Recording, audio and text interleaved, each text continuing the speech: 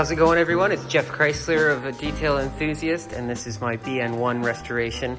And I'm back talking about my overdrive. It's still been an issue that I've been resolving, so I'm going to take you through it. So the issue has always been that the car drops out of overdrive on the highway. It'll engage just fine, and it'll stay engaged for quite a while, and then you'll be, 5 or 10 minutes down the highway, it jumps out of overdrive. And occasionally it'll jump out and jump back in on its own. And I've tried, shaking around the dash switch, thinking it might be that, and that doesn't seem to have any effect on it. I've tested the switches.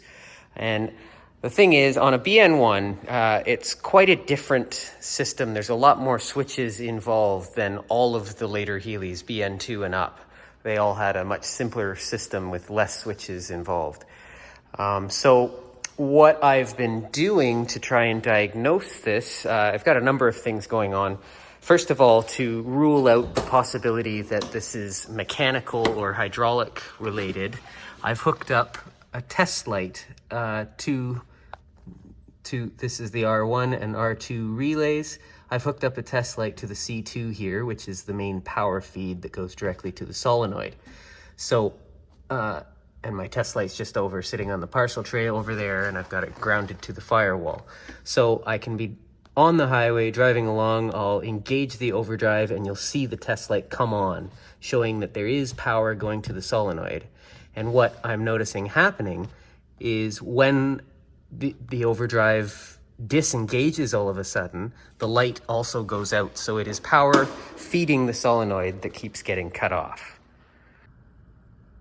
So I'll just go over and explain how the overdrive system on a BN1 at least, which is a little more complicated than any of the later Healeys. I'll explain how the system works basically with the electrical aspect at least.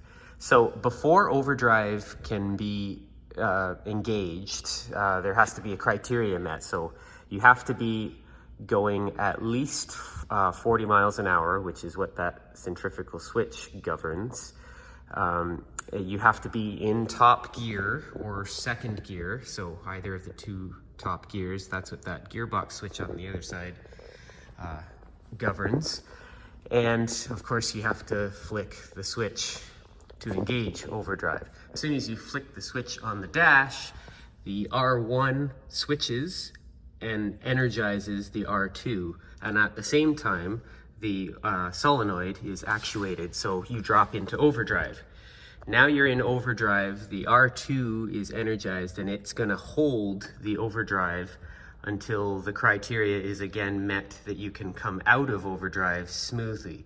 So when you flick the switch to turn overdrive off, the R2 is there to hold the solenoid in its actuated position until the car has slowed down, the wheels have slowed down enough, and the engine is going fast enough that they can transition out of overdrive smoothly.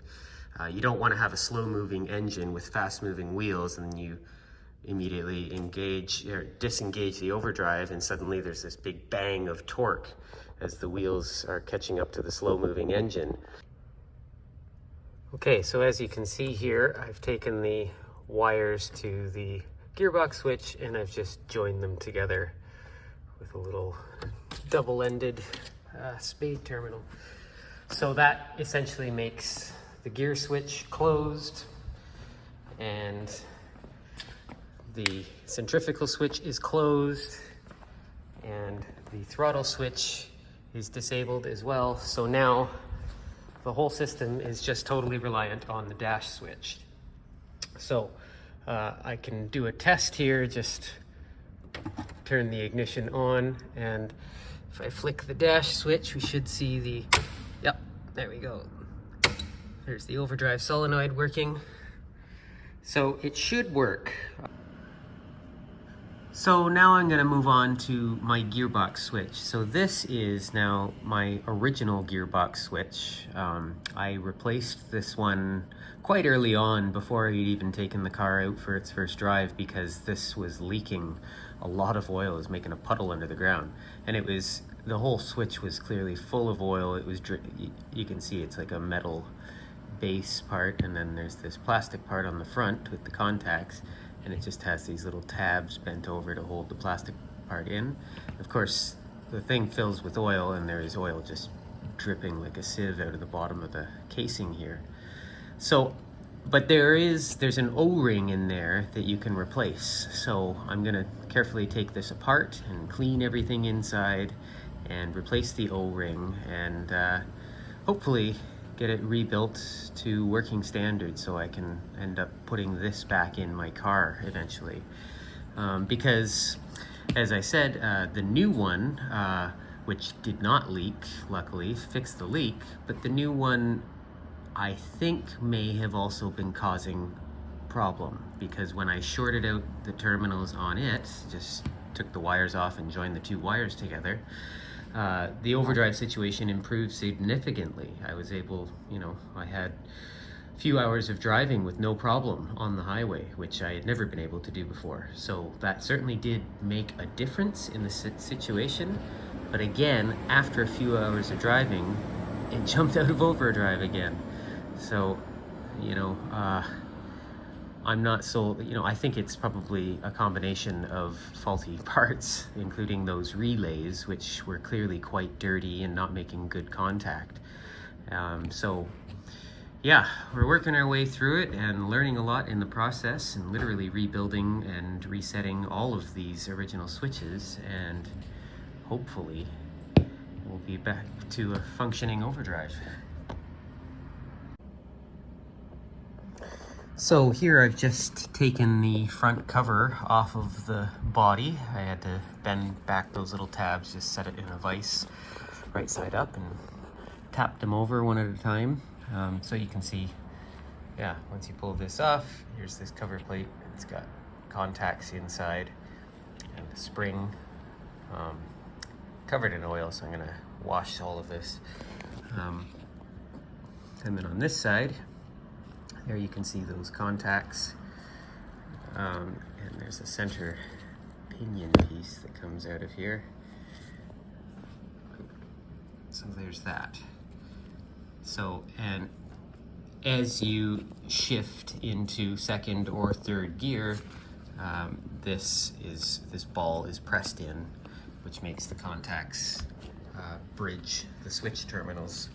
Really, really simple, but you've got to have good contact with these contacts, which are pretty black, and you can see that was unable to make good contact in there. So yeah, we'll clean this all up, and we'll put in a new O-ring, which goes onto this shaft down there. You can see it right there between my fingers.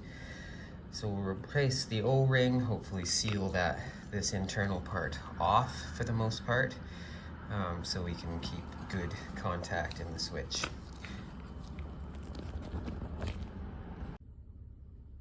Okay, so here we are, all cleaned up, ready to reassemble. You can see I've replaced the O-ring, that's the old one there. Got a brand new O-ring in there, and yeah, the cap is nicely cleaned up and all the terminals, so I can just put this together.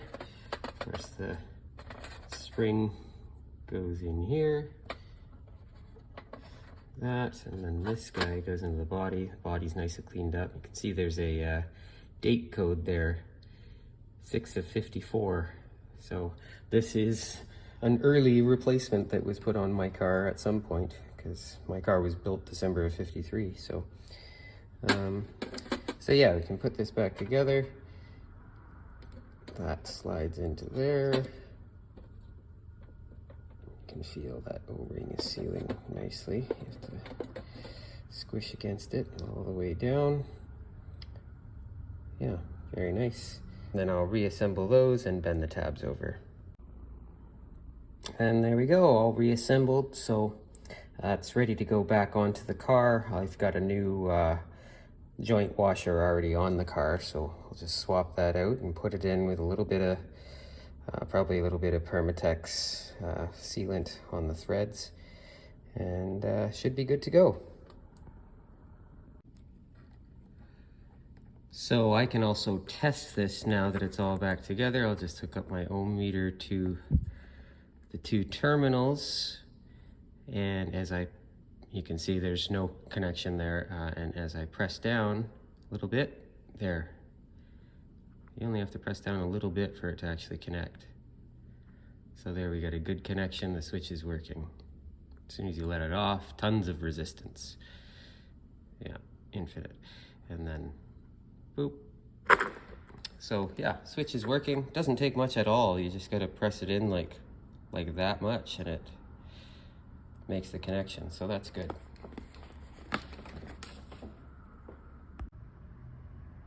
So now that I've realized that the throttle switch seems to not be the issue, I've gone and reconnected the wires here, and I've readjusted the throttle switch to open at 1/5 of throttle. So the way to readjust it is it's 5/16 wrench and socket on the top to loosen off this lever, and then the pivot point, which turns a little cam inside of the throttle switch.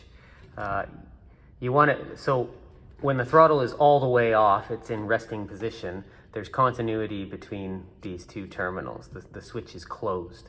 And as soon as you start stepping on the throttle at, they say 1/5 of throttle, which is just a bit. If I work the actual throttle here, you can see its full travel from all the way off to all the way on is only 90 degrees.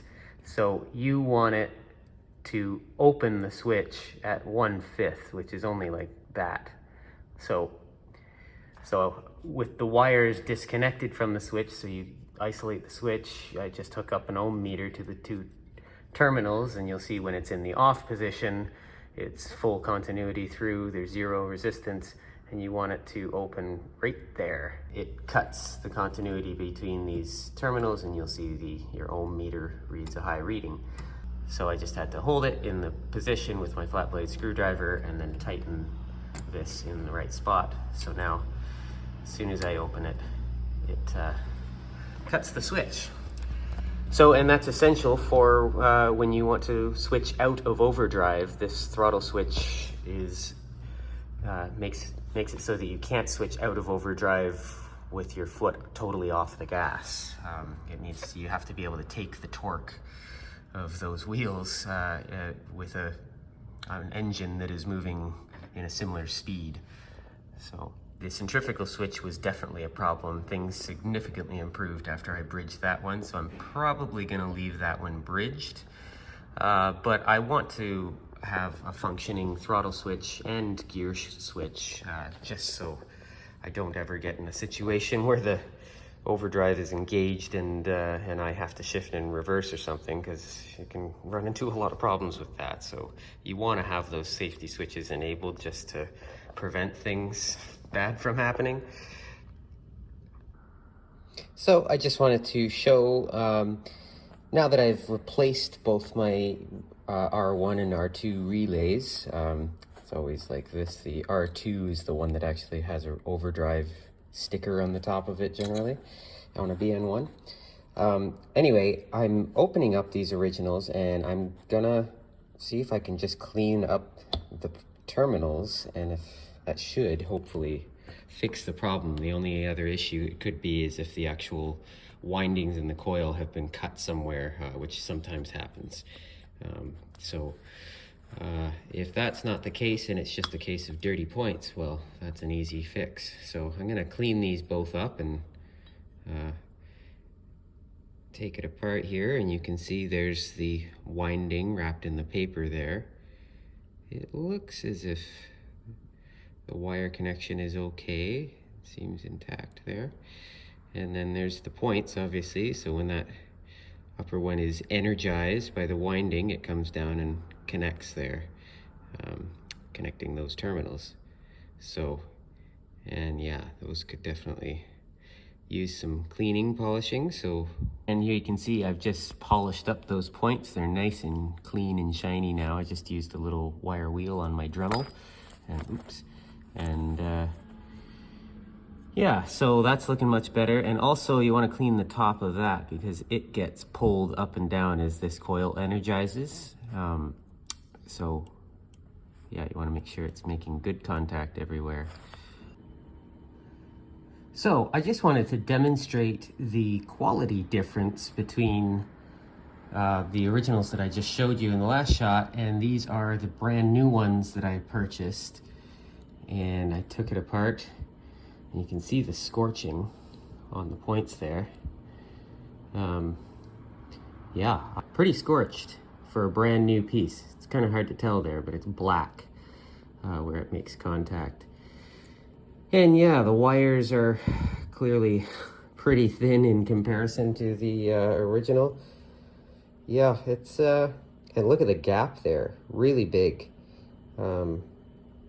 The original actually had like a little impeder, like a stop, so that it can't go that far, which is interesting little difference that this does not have.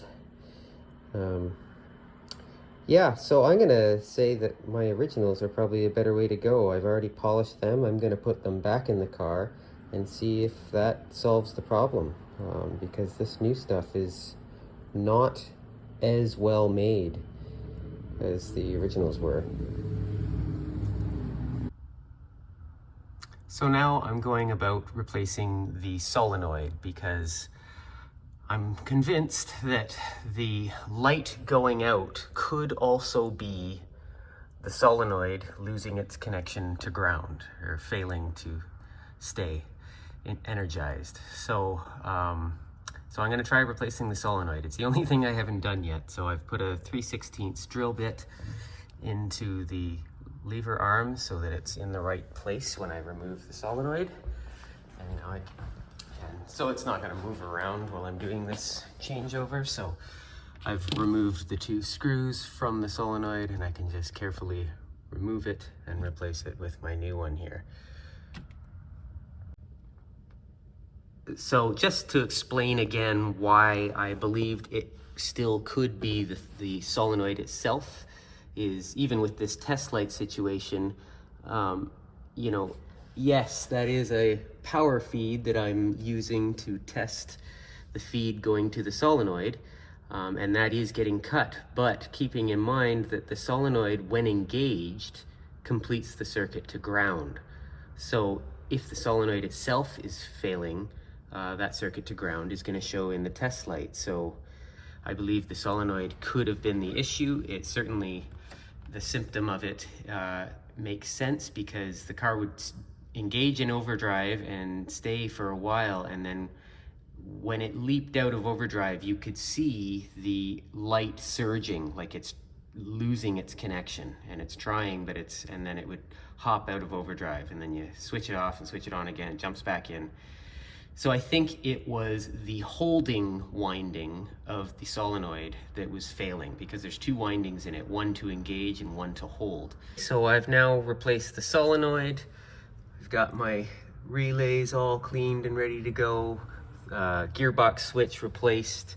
I'm gonna leave the centrifugal switch bridged. It's so finicky to get that set. It's more problem than it's worth. So I'm gonna take it out of the situation. It's buried inside, you'll never see it. So it just makes everything easier. So I'm gonna do a test now.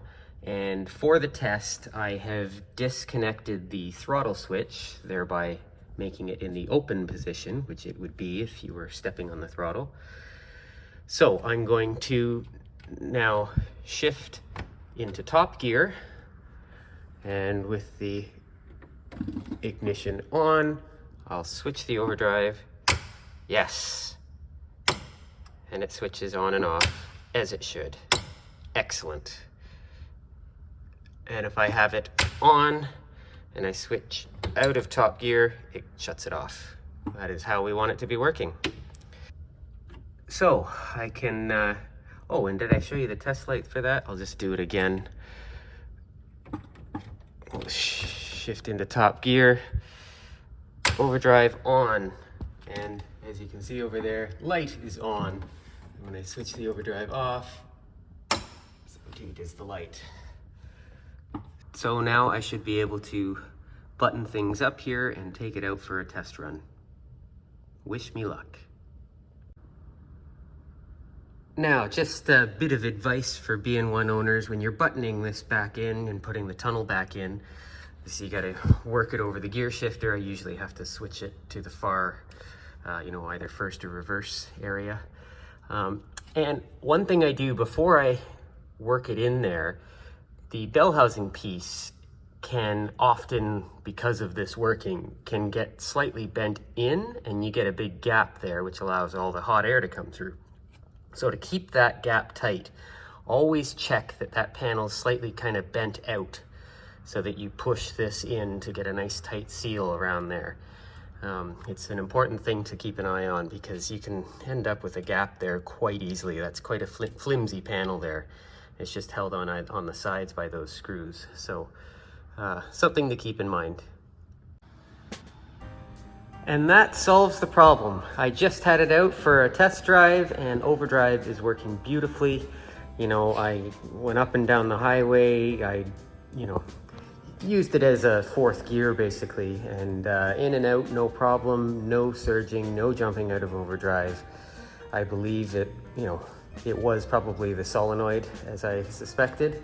But I've also, throughout this process, I've properly learned about and cleaned and reinstalled my original relays, which I think are better switches than the new ones that I got. And as well as the top gear switch. Glad to have that reinstalled and working properly. And I've reset the throttle switch.